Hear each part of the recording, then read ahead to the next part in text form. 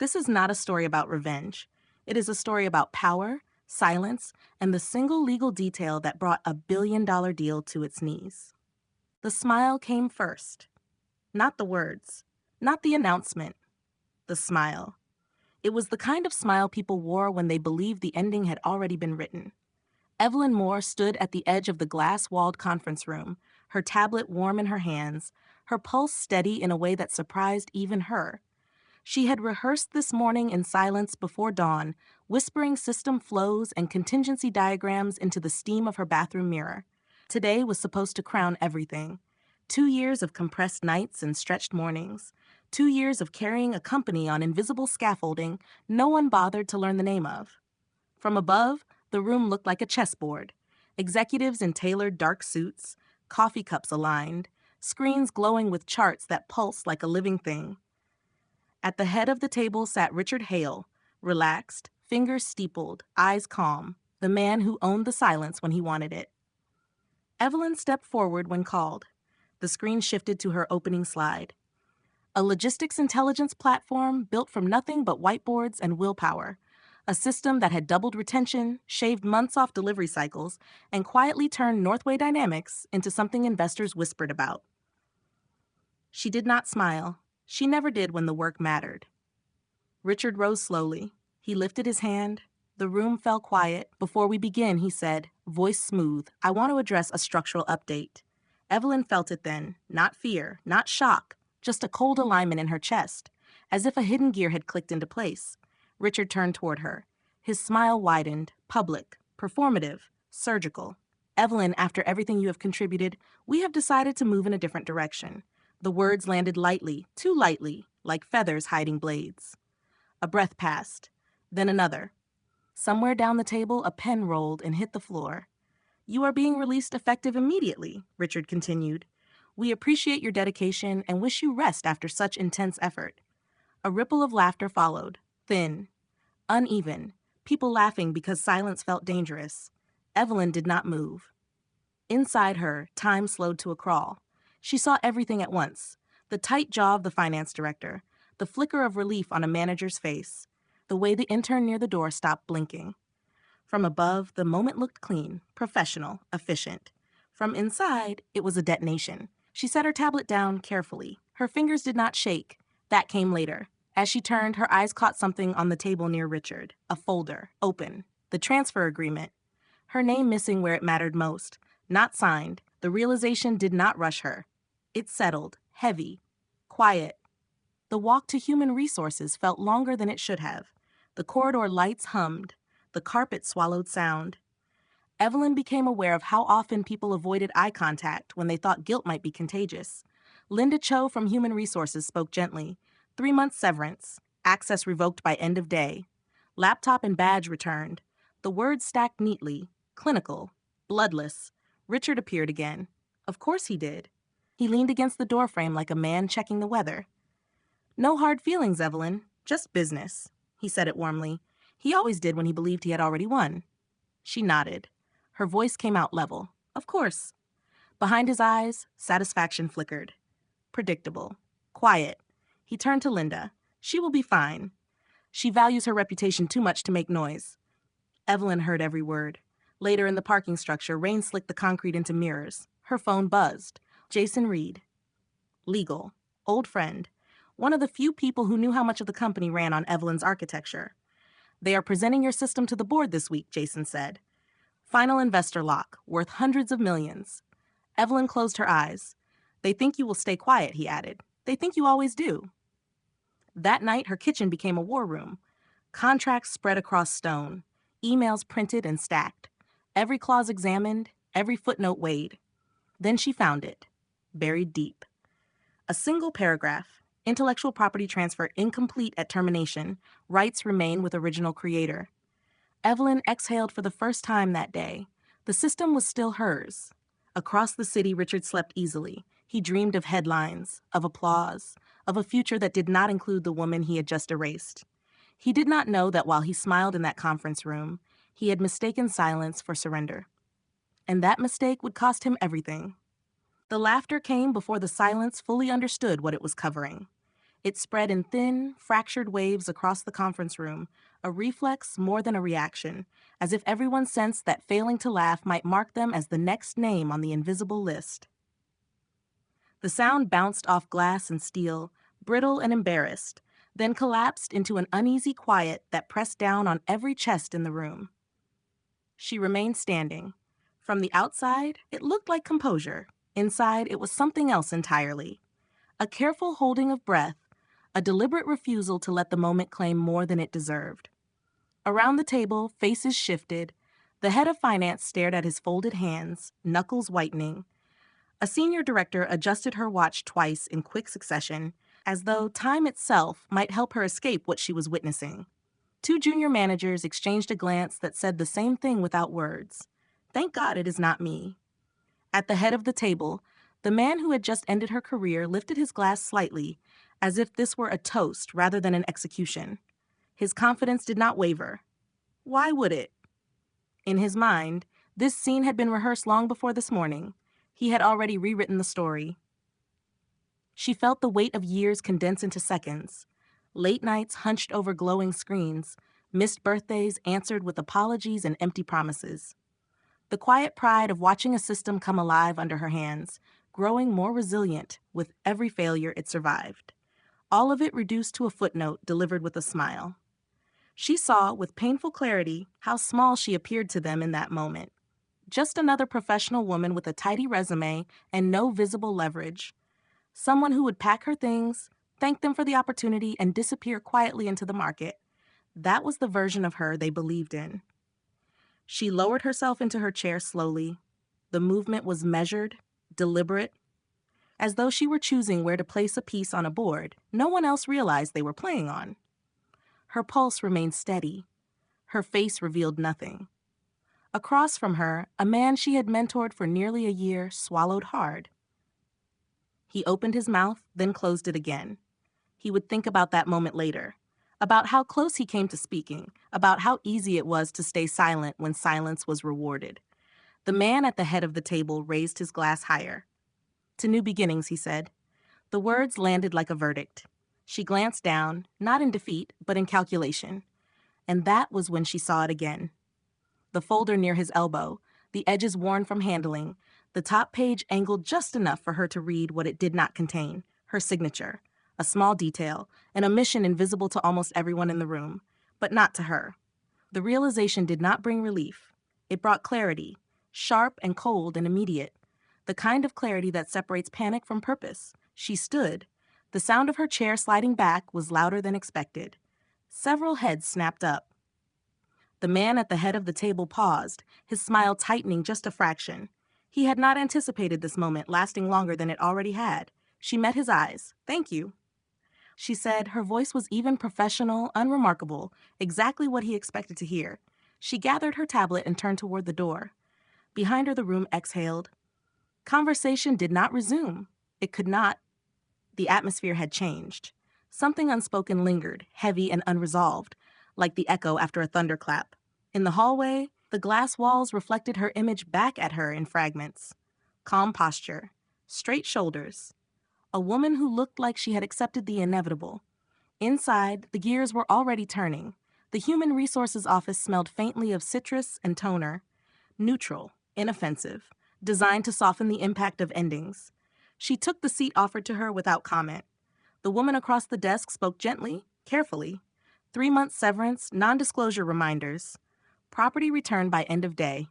The words were familiar, rehearsed, delivered with a sympathy that stopped just short of involvement. She listened. She nodded. She asked no questions. Then the door opened again. He leaned in casually, jacket over one arm, as if this were a friendly check-in rather than the aftermath of a public dismissal. His presence filled the small room easily. Authority always did. No hard feelings, he said, just business. She looked at him. Really looked. At the confidence that came from believing consequences belonged to other people. At the certainty that she was already gone, already irrelevant. Of course, she replied. His eyes flicked briefly to the woman from Human Resources, a subtle signal. The meeting was over. As he turned to leave, he lowered his voice. She will be fine, he said. She is sensible, she will not make noise. He believed that. She heard it. Every word. When she walked out of the building a short while later, the city had shifted. Clouds gathered low, pressing the sky closer to the ground. The glass tower behind her reflected a version of events that no longer matched reality. They thought the story had ended. In truth, it had only just revealed its first lie. The elevator doors closed, and only then did the mask crack. Not into tears, not into collapse, into something colder. The descent felt longer than it should have, as if the building itself were stretching the moment, savoring her removal. The mirrored walls reflected her back at herself from every angle.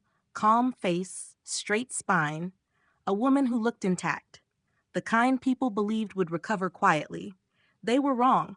When the doors opened, the lobby greeted her with indifferent light and polished stone. Employees moved through the space with the careless rhythm of people whose jobs were still safe. A pair of analysts laughed near the security desk. Someone complained about the coffee. Life continued, unbothered by the execution that had just taken place 30 floors above. She walked past them all. Outside, the air had shifted. Clouds pressed low over the city, heavy with the promise of rain. Her phone buzzed once in her palm, sharp and sudden, like a pulse she could not ignore. She did not answer it. Instead, she stood still on the steps, letting the building loom behind her. Glass and steel reflections in power, a monument to certainty. From the outside, it looked invincible. Inside, fractures were already forming. The phone buzzed again. She glanced down, a familiar name. Someone who knew the system not from slides or summaries, but from the inside. Someone who had helped her shape it in its earliest, messiest days. She answered. "They are moving fast," the voice said. "Board review scheduled. Final investor alignment this week. They are presenting the platform as proprietary." Her jaw tightened. "They cannot do that," she replied quietly. There was a pause on the line. Then carefully, "They are betting you will not fight. They believe you will protect your reputation. They believe you will walk away." The words echoed something she had already heard. A belief spoken behind closed doors. A conclusion reached too easily.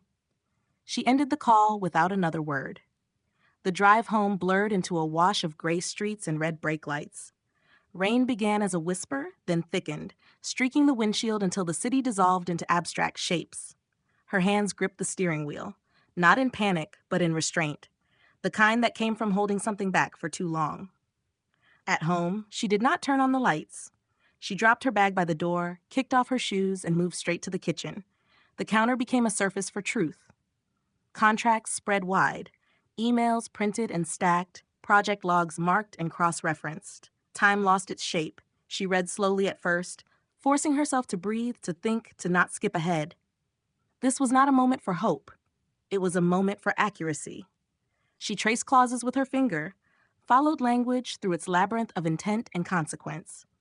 The words were dry, legal, unemotional, until they were not. The line revealed itself quietly, buried beneath sections designed to be skimmed. Intellectual property transfer incomplete at termination. Rights remain with original creator. She read it again, then again. Her pulse quickened, but she did not move. She sat there, letting the sentence settle, letting its weight press down on every assumption that had been placed on her that day.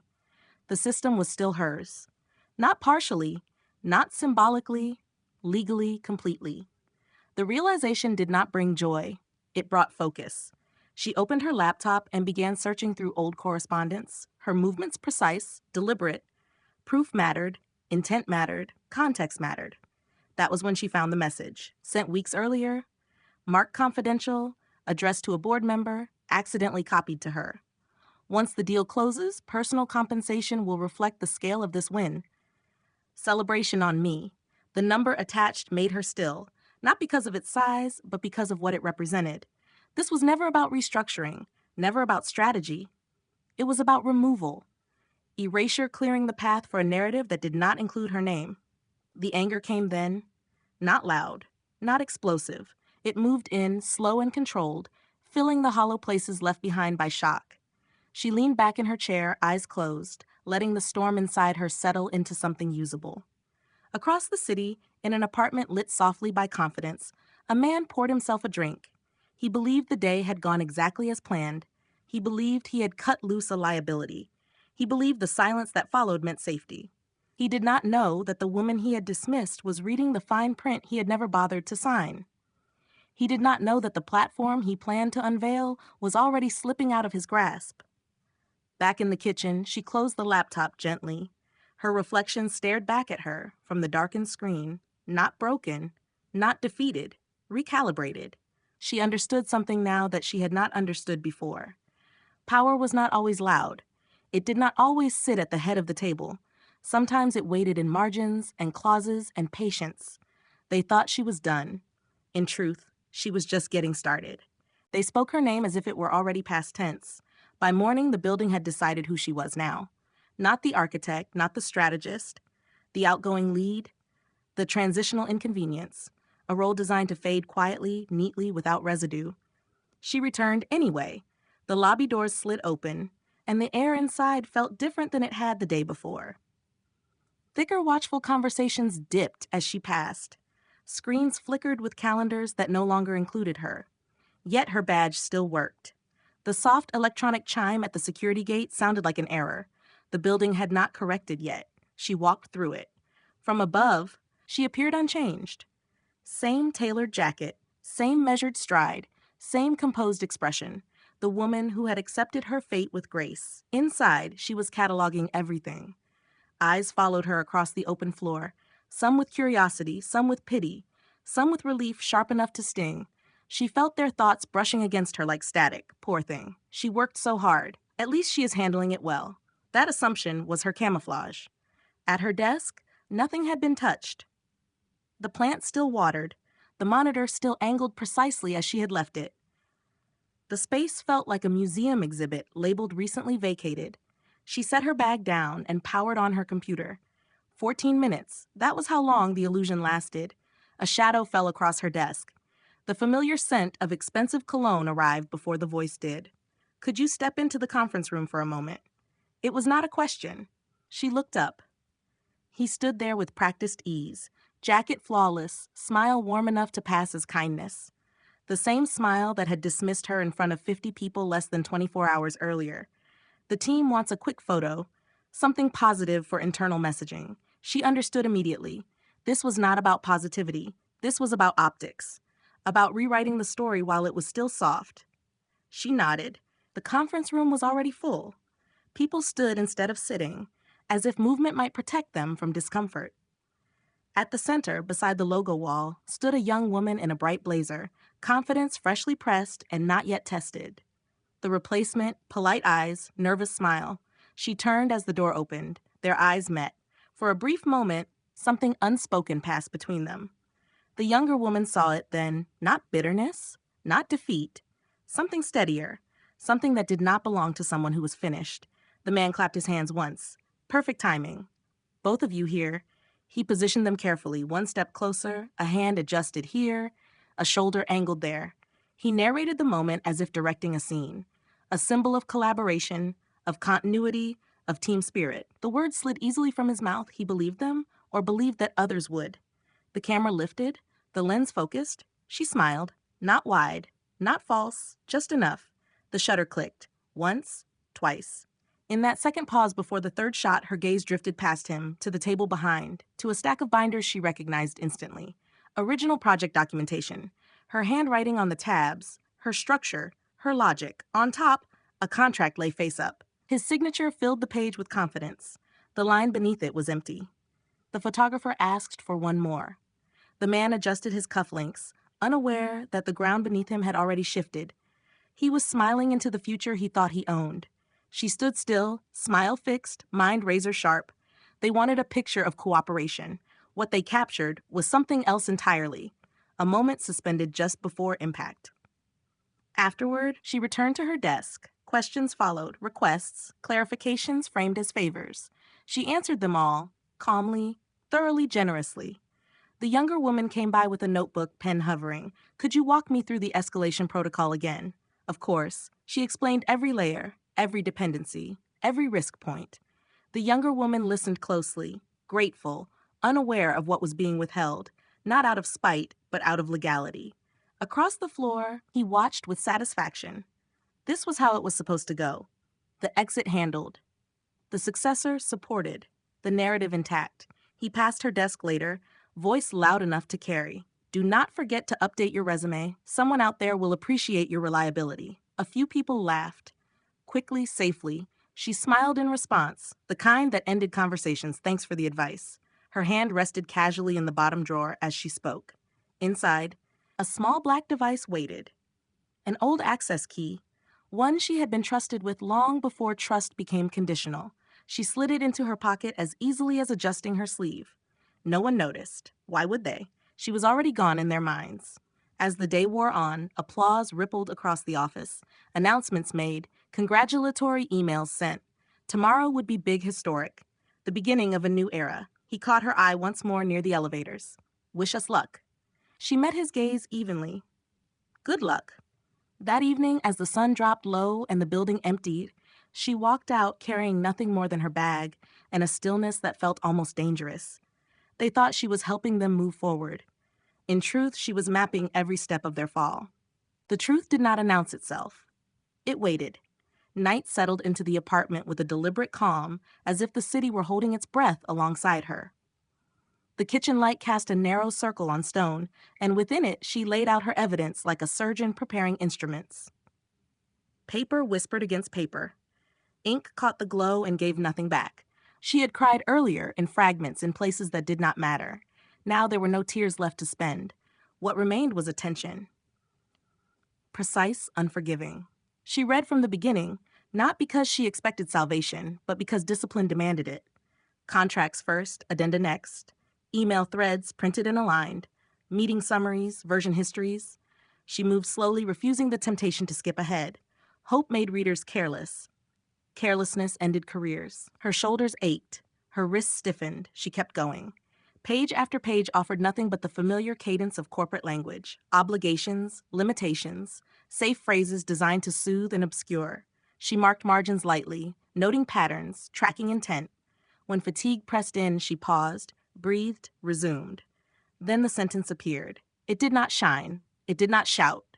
It sat between clauses like a quiet hinge, unnoticed by anyone who skimmed. She stopped, eyes narrowing, and read it again. If the transfer of intellectual property is incomplete at the time of termination, all rights remain with the original creator. She did not move. She read it a third time, tracing the line with her finger, as if touch could confirm what sight already knew. Incomplete. At the time of termination, all rights. Her pulse quickened, but her hands stayed steady. Years of building systems had taught her the same rule again and again. When you find the fault line, do not jump. Measure it. She leaned back and closed her eyes. Memory surfaced with cruel clarity. The folder on the table, the confident signature above a blank space, the absence she had registered without naming. The space was everything. The platform was still hers. Not a fraction, not a sentimental claim, not an argument for fairness. It was hers by the language they had written and forgotten to finish. She exhaled, slow and controlled, letting the realization settle without letting it swell. Power arrived quietly, and she respected it enough not to celebrate too soon. She opened her laptop. The glow cut through the room, revealing the patience in her face. She searched with purpose now. Subject lines, attachments, timestamps. She pulled threads back to their origins, building a chain strong enough to hold weight. That was when she found the message. Sent weeks earlier, labeled confidential, addressed to a board member, and through carelessness or arrogance, copied to her. Once the deal closes, personal compensation will reflect the scale of this win. Celebration on me. She did not need the number spelled out to understand the meaning. This was not strategy. This was appetite, not restructuring, but removal. A clearing of the path. Her name had been an obstacle. The anger arrived then, not as heat, but as pressure. It filled the room without making a sound. It straightened her spine. It sharpened her focus. It burned away the last residue of doubt. Across the city, in a living room softened by confidence, a man poured a drink and watched lights flicker across the skyline. He believed the day had closed cleanly. He believed silence meant consent. He believed what was not signed did not matter. He did not know that the woman he had dismissed was reading the sentence he had ignored, and that the sentence was reading him back. In the kitchen, she closed the laptop with care. She gathered the documents into a new order, one defined by consequence rather than memory. Each stack had a purpose, now each page a role. She studied her reflection in the darkened screen. The face looking back was calm, but changed. Less eager, more exacting. A woman who understood, finally, that power did not always occupy the chair at the head of the table. Sometimes it waited in margins. Sometimes it hid behind patience. Sometimes it belonged to the person who read to the end when others had already stopped. They thought the story had moved past her. In truth, it had just reached the line where everything turned. The email arrived before dawn, and it changed the shape of the morning. Not with threat, not with apology, with assumption. The subject line was polite, transitional support. The body was warmer than expected, requests framed as collaboration, deadlines implied, not stated. A belief threaded through every sentence that she would comply because she always had. She read it once, then again. Slowly. In the quiet before sunrise, the apartment felt like a held breath. Outside, the city stirred. Inside, she sat perfectly still, feeling the last residue of uncertainty evaporate. This was the moment they revealed themselves. Not as strategists, as gamblers. They were betting on her silence. She did not reply. Instead, she opened her calendar and cleared the day. Then the next. Then the one after that. Control began with space. By mid-morning, the office was humming. She knew this because messages kept arriving, forwarded from people who assumed proximity still meant access. Could you jump on a quick call? We need clarity. The board wants reassurance. Reassurance was the word they used when they wanted obedience to sound reasonable. She watched the messages stack without touching them. Across town, in a corner office flooded with confidence, a man paced. He had expected noise by now. Threats, emotion, something messy he could manage. What unsettled him was the absence, silence that did not feel passive.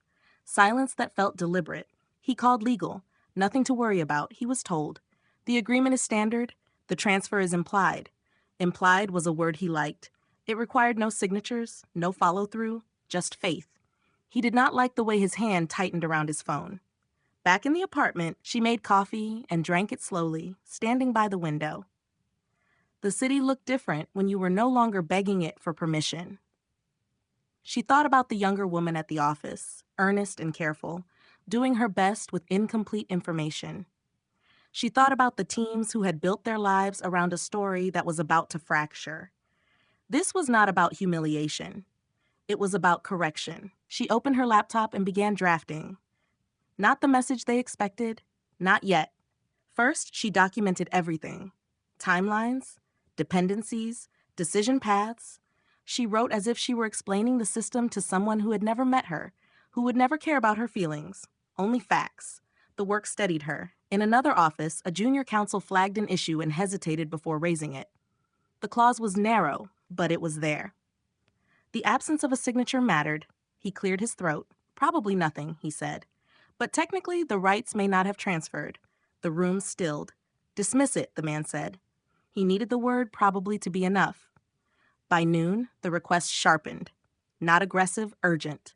Could you confirm availability? The investor deck references your architecture. We need alignment. Alignment was the word they used when they wanted cover. She finally responded to one message. A single line. Neutral professional. Happy to discuss once roles and authority are clarified. She sent it and closed the laptop. The reply came quickly. Overly friendly? Of course. Let us know what you need. She knew what she needed. That afternoon, she met with an attorney whose reputation was built on endings that arrived quietly and could not be reversed. He listened without interruption, eyes steady, pen unmoving. When she finished, he nodded once. You are in control, he said, but only if you act before they do. She smiled faintly. She had already begun. Together, they mapped the next steps. Protective filings, notices, language designed not to threaten but to define. She chose her words the way she chose system parameters, conservative where necessary, absolute where required. As evening fell, she returned home and sat at the table again, this time with purpose rather than search. She wrote the letter that would redraw the boundaries. No accusations, no history, just position. Across the city, the man stood before a mirror adjusting his tie for a dinner he suddenly did not want to attend. He practiced reassurance. He told himself this would resolve quietly, that she would come back into line. He did not understand that compliance had never been her currency. Late that night, she read the letter aloud once, not to hear how it sounded, but to feel how it landed. Firm, clean, unavoidable. She scheduled it to send.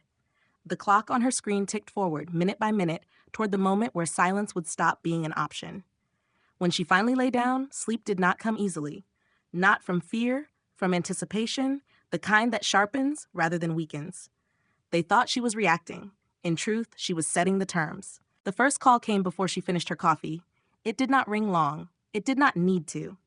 The vibration alone carried urgency sharp enough to cut through morning quiet.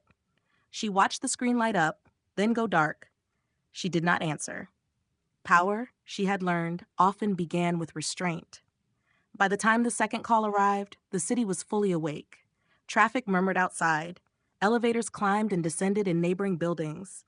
Somewhere across town, a schedule was unraveling. Her inbox filled steadily. Polite check-ins at first, then concern, then something closer to impatience. Could you confirm availability? We need your guidance.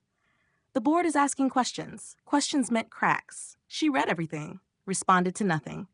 At the office, the mood shifted hour by hour. Conversations leaned inward. Doors closed more often than usual. The younger woman assigned to inherit the work sat at her desk with a notebook open, pen hovering, unsure which version of the truth she was allowed to write down. She had done nothing wrong. That mattered. Mid-morning, a message finally arrived that changed the temperature of the room. It came from the top, short, direct, an invitation framed as courtesy. Can we talk today? She considered it, not the words, but the timing. The sudden drop of confidence hidden behind familiarity. She replied with equal brevity. Tomorrow works. The delay landed exactly as intended. Across the city, a man stared at his screen longer than necessary. He had expected resistance wrapped in emotion. Demands, ultimatums.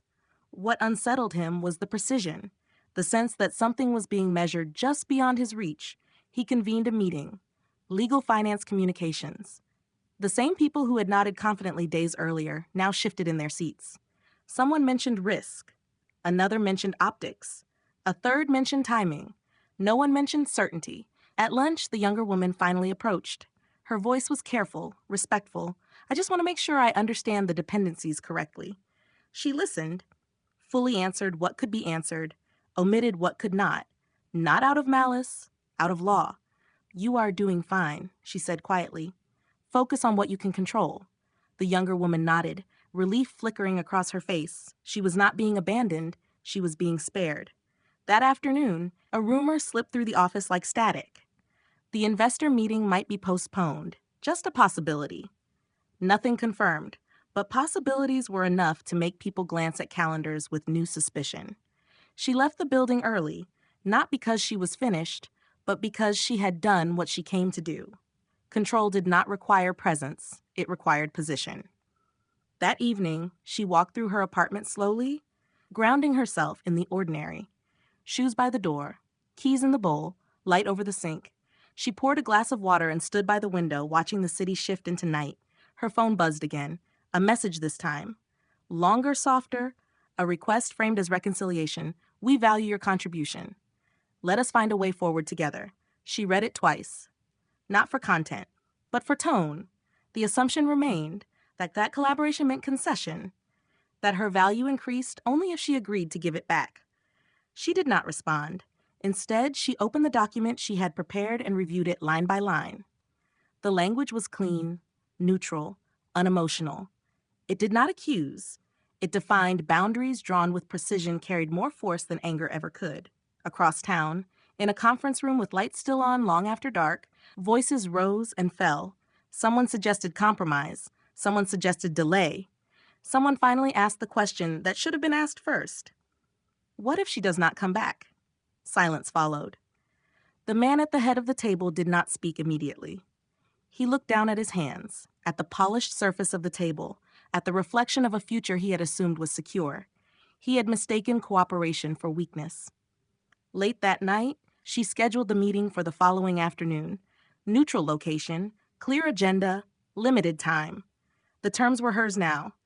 She set the phone down and sat in the quiet. This was the moment before collision. The the stillness where outcomes were decided not by volume, but by preparation. They thought she was negotiating for relevance. In truth, she was deciding how much distance to keep between herself and their collapse. The message went out at 11:42 in the evening, and by morning, nothing was the same. It did not explode. It did not threaten. It did not beg. It arrived quietly, wrapped in formality, and carried enough weight to bend the future without raising its voice. She watched the sent confirmation disappear from her screen and felt no rush of victory, only alignment, the kind that comes when intention finally matches action. The letter was precise. It stated facts, it cited clauses, it outlined consequences without dramatizing them. No accusations, no history, just ownership defined, cooperation withdrawn, and notice given. It ended with a courtesy that felt almost surgical. For transparency, all relevant parties have been included. She had included them all: the board, legal compliance, external counsel, every name that mattered, every inbox that could not pretend it had not seen. Across the city, phones began to vibrate. The first call came before sunrise, then another, then three more in rapid succession. She let them ring. The sound did not agitate her. It confirmed something she already knew. Silence was no longer an option. In a glass tower downtown, lights snapped on floor by floor as people were pulled from sleep into urgency. A general counsel read the message twice, then a third time more slowly. A compliance officer closed her laptop and reopened it, hoping the words would rearrange themselves. They did not. "This changes things," someone said. No one disagreed. In a corner office, the man stood motionless, phone pressed to his ear, listening to a voice that no longer sounded reassuring. The confidence he had worn so easily all week slipped, replaced by calculation edged with fear. "We can fix this," he said. "We just need to talk." But talk required leverage, and leverage had shifted. By mid-morning, the investor meeting was no longer certain. Calendars updated quietly. A tentative hold appeared where confidence had been scheduled. Assistants spoke in lowered tones. Emails were marked urgent without specifying why. Down the hall, the younger woman noticed the change before anyone explained it. Meetings canceled. People avoiding her eyes. A system she was supposed to inherit suddenly felt unstable beneath her feet. She found the courage to ask a simple question. "Is everything okay?" The answer came gently. "Focus on what you are responsible for today." It was not reassurance. It was protection. At home, she sat at the table with her coffee untouched. She watched the news cycle begin to stir, speculation already forming at the edges. She did not feel satisfaction. She felt steadiness. The calm of someone who had chosen clarity over chaos. Her phone buzzed again. A voicemail this time. The voice was tight, stripped of polish. "Please call me back. We need to resolve this before it escalates." She listened once, did not delete it, did not reply. Instead, she opened her inbox and read the message that mattered most. Not frantic, not pleading. Measured from a senior board member. "If you are open to discussion, we would like to explore options moving forward." Discretion assured. She closed the email without responding. Not yet. Across the city, a conference room filled with tension. Someone suggested concessions. Someone else suggested delay. Legal advised caution. Communications asked for a holding statement. The word breach surfaced, then was carefully set aside. They were no longer deciding how to win. They were deciding how much they were willing to lose. Late afternoon light slanted across her apartment as she finally stood and stretched. The day had moved exactly as expected, not because she had predicted every outcome, but because she had controlled the variables that mattered. She had not raised her voice. She had not demanded recognition. She had simply removed permission. As evening fell, her phone rang again. This time she answered. The voice on the other end did not sound like authority anymore. It sounded like negotiation. "We can make this right," he said. "Whatever you want." She looked out at the city, lights flickering on one by one. "It is not about what I want," she replied evenly. "It is about what is mine." The line went quiet. She ended the call and set the phone down. Outside traffic flowed, unaware that an empire had just shifted its weight. They thought the letter was a threat. In truth, it was a boundary.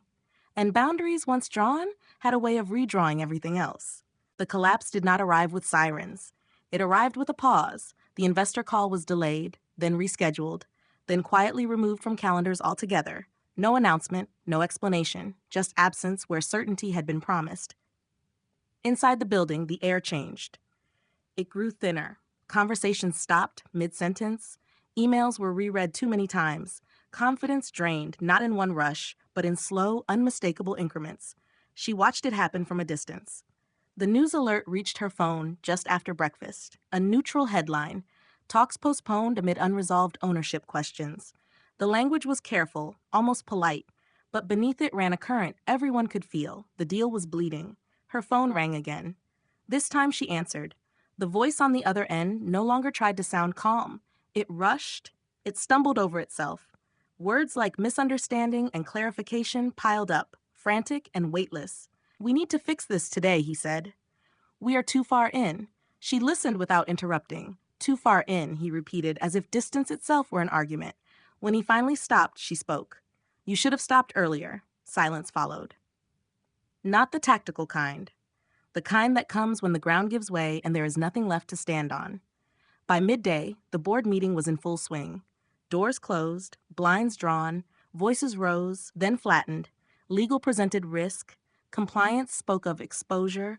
Communications asked what could be said without saying anything at all. Someone finally asked the question no one wanted to voice. What if she is right? The room did not answer. Across the city, she sat at her desk, documents aligned, posture relaxed. This was not a victory lap. It was maintenance. Control required attention even after momentum shifted. Her phone buzzed again. A new message. Short, urgent. "Can we meet now?" She replied with a single word. "No." The reply came instantly. "What do you want?" She closed her eyes for a moment, not to savor the shift, but to steady it. This was the point where desperation tried to masquerade as generosity. She opened a new email, addressed it carefully, attached a single document. Then she sent it. The confirmation came back almost immediately. Across town, in a conference room filled with people who had not slept, someone opened the attachment and froze. It was clean. Official time stamped, patent filing confirmation. Filed under her name, filed the day before. A junior associate whispered the implications. Exclusive rights, injunctive relief, immediate exposure. The man at the head of the table stared at the screen as if it had betrayed him personally. His face drained of color. He reached for his phone, then stopped. There was nothing left to say that would change the fact in front of him. The platform was no longer leverage. It was locked. He called her again. This time she answered on the third ring. "We can compensate you," he said. "Equity cash control. Whatever it takes." She waited until he finished. Then she spoke softly. "Did you read my letter?" "Of course," he said too quickly. "No," she replied. "Because if you had, you would not be asking me for permission." His breath hitched. Confusion bled into panic. "What do you mean?" She did not raise her voice. "I filed for full protection yesterday. Under my name. Federal confirmation came through this morning." The line went quiet, not empty, hollowed. "You cannot do this," he said finally. "I already did." Outside his window, traffic flowed as usual. Inside, an empire tilted. By late afternoon, the stock price began to slide. Analysts noticed questions surfaced. The phrase legal dispute appeared in more than one place. It should not have been. By evening, the story had found its shape. Deal collapses amid ownership battle. Leadership under scrutiny. She turned off the news and poured herself a glass of water. The sound was ordinary. Grounding, her phone vibrated one last time. A message from the board, formal, restrained. "We would like to discuss next steps." She did not answer immediately. She stood by the window and watched the city settle into night. Lights flickered on. Somewhere, people were leaving offices carrying boxes that had not been planned. They had believed she would fight for inclusion. In truth, she had chosen exclusion. Not from the room, from the collapse that followed. The resignation became public before the market closed. It arrived without ceremony, folded into a late afternoon update that pretended this had always been the plan. A leadership transition, a mutual decision. Language chosen carefully to soften a fracture that could no longer be hidden. She read the headline once, then she closed it. Across the city, offices emptied early. Conversations were brief and cautious. People carried boxes they had not prepared for, wearing expressions that hovered between relief and fear. An empire did not fall in flames. It thinned. It hollowed. It let go of weight it could no longer support. She felt none of the triumph people expected her to feel. What settled instead was quiet. The call came an hour later, not from where she had been, from somewhere else entirely. A voice steady and direct without urgency or apology. "We have been watching how you handled this," the voice said, "not the outcome. The process." She listened. "We believe leadership is revealed under pressure," the voice continued. "And we believe you are owed something your last role never offered." The offer was not framed as rescue, it was framed as alignment, authority with boundaries, equity with voice, a position designed around creation, not containment. She asked for time, not because she needed it, but because she valued it. That evening, she packed slowly. Not boxes, just a drawer, a few notebooks, the things that mattered because they had been carried, not assigned. As she worked, her phone buzzed intermittently. Messages she did not open, numbers she did not recognize. One message arrived that she did read, from the board. "We regret how this unfolded. We hope there may still be a way to move forward together." She stared at it for a long moment, then placed the phone face down. Moving forward did not mean returning. The following Monday morning, the building was different. Light spilled through wide windows onto open spaces designed for thinking, not posturing. Conversations sounded unguarded. People met her eyes without measuring themselves against her presence. Her name waited on a glass panel beside a door that was already hers. She stood there for a moment before entering. Inside, the office was spare, clean lines, no excess, a desk positioned not for dominance, but for work. She placed her bag down and let her hand rest on the surface, grounding herself in the weight of what had been chosen. On the wall opposite the window, she hung 2 documents in identical frames, the termination letter and the confirmation that changed everything, not as trophies, as reminders. She stepped back and studied them. Endings, when seen clearly, were rarely the opposite of beginnings. More often, they were the pressure that shaped them. Later that day, she sat in a meeting where her voice did not need to be defended, where questions were asked because answers were wanted, not because control was at stake. She spoke deliberately, she listened fully. She noticed how power moved differently here. It did not interrupt. In the afternoon, a final message arrived. 2 words. Why? She knew who it was from without opening it. She considered the question, not with anger, but with honesty. Then she typed her reply. "Because you smiled when you thought I had nothing." She sent it and closed the laptop. As evening fell, she stood by the window of her new office and watched the city rearrange itself below.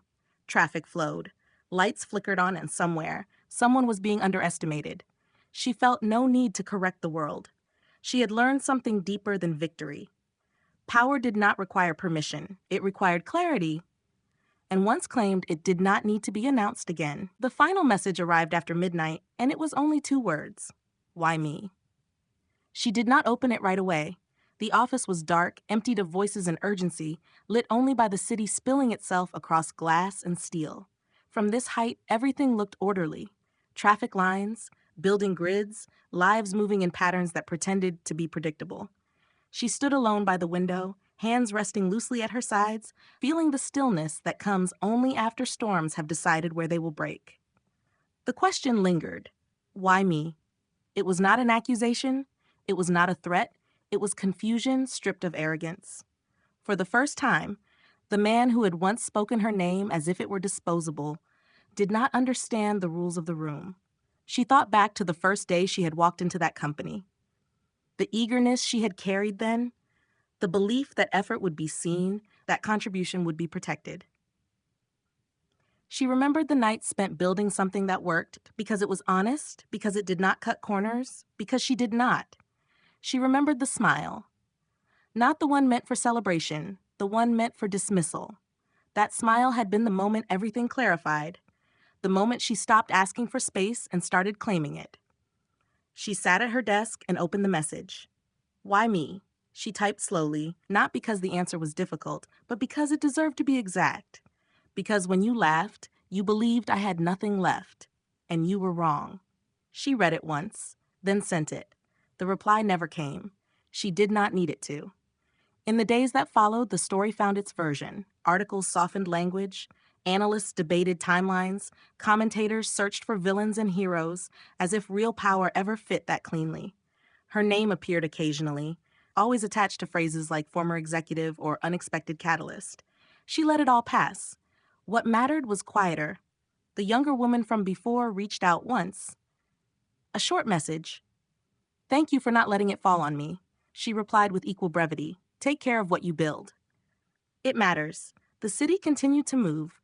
Deals rose and fell. New leaders stepped into old chairs, believing for a time that they were permanent. Somewhere, someone else was being underestimated, spoken over, smiled at as if that smile were harmless. She hoped they would read more carefully than most. On her office wall, the two framed documents caught the morning light. The letter that ended one story, the confirmation that began another. Side by side, balanced, not as warnings, as proof. Proof that dignity did not require permission. Proof that silence could be strategic. Proof that power did not belong to the loudest voice in the room, but to the person who understood when to speak and when to stop asking. As the day unfolded, she moved through meetings with ease. She built, she listened, she challenged ideas without challenging people. Her authority did not announce itself. It settled in. That evening, she left the office and stepped into the city without armor, just herself. No victory parade, no need to look back. Some stories end with applause. This one ended with alignment, and before the night fully claimed the sky, she allowed herself a single, quiet thought. I won, not against someone else, but against the version of herself that once believed survival required shrinking. If this story resonated with you, if you have ever been overlooked, underestimated, or quietly erased, take a moment and sit with that feeling. Ask yourself what you would do differently now. Would you walk away, or would you read to the end?